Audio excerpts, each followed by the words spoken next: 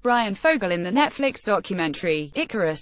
Sundance Institute. Brian Fogel became one of the biggest success stories at Sundance in 2017, when his doping scandal documentary Icarus sold to Netflix for a staggering $5 million, unheard of for a documentary sale.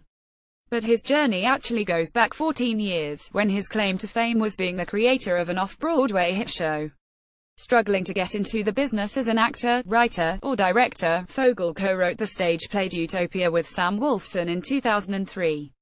It's a comedy about two friends navigating the Jewish and Gentile dating scenes.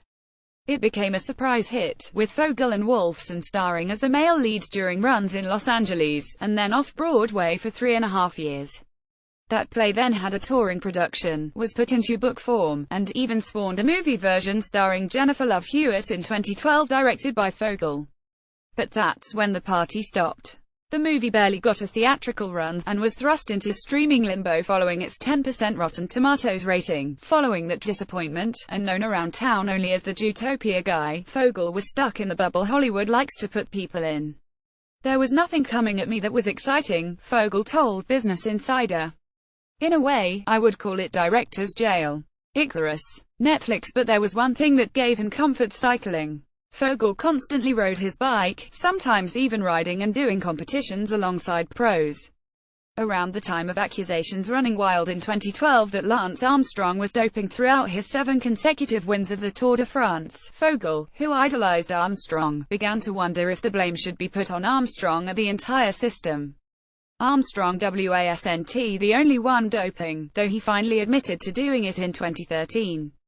That led to Fogel to an idea. I like to make films and I like to ride my bike, so I set out on this journey to evade positive detection, Fogel said. Show on a bigger level how this anti-doping system essentially doesn't work and hopefully make a cool movie in the process. In 2014, Fogel used $350,000 given to him by a friend and began to make Icarus available on Netflix Friday. He hired a team of nutritionists and trainers to chart his progress, and through that he befriended the man who would be in charge of his doping process, a Russian scientist named Grigory Rodchenkov.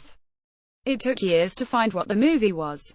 Fogel admitted that the first 2 years of material hardly even made it in the finished version of the movie. But his supersize me-like journey to see how performance-enhancing drugs bettered his cycling led to a friendship with Rodchenkov, which inevitably became his movie. As shown halfway through Icarus, Fogel begins to realize through his Skype conversations with Rodchenkov that helps a major player in Russia's doping of its athletes. In fact, he's the guy. It turns out Rodchenkov is the director of the Moscow laboratory, the anti-doping center, which does the complete opposite on a daily basis of what its name says it does. The lab, as Rodchenkov shows in the movie, doped the athletes and then carried through methods to make sure they got through the Sochi Winter Games in 2014 undetected. Grigory Rodchenkov and Brian Fogel in Icarus. Netflix. Around the time Fogel got this bombshell from Rodchenkov, producer Dan Kogan and his team at Impact Partners joined the movie, and gave Fogel the financing and support to complete it. This included Fogel's trip to Moscow to see Rodchenkov at his lab for the final stage of his doping. But then the movie took a drastic turn.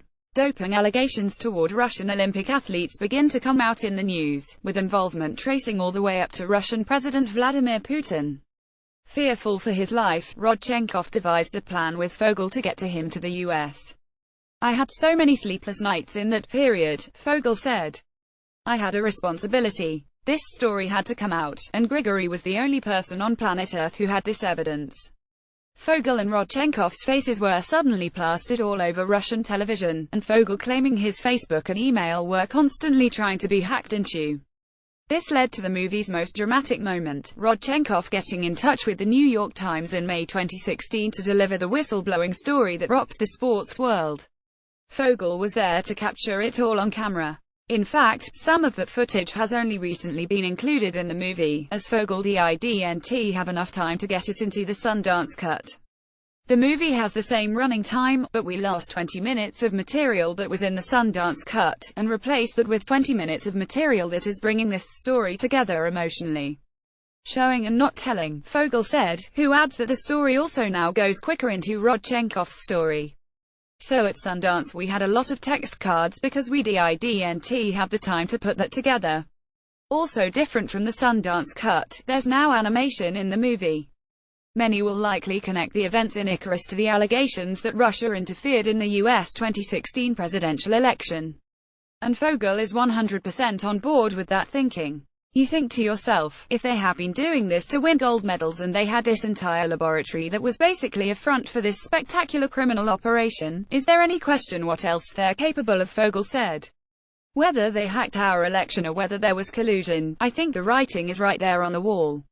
How much more evidence do you need? Icarus is available on Netflix beginning August 4th.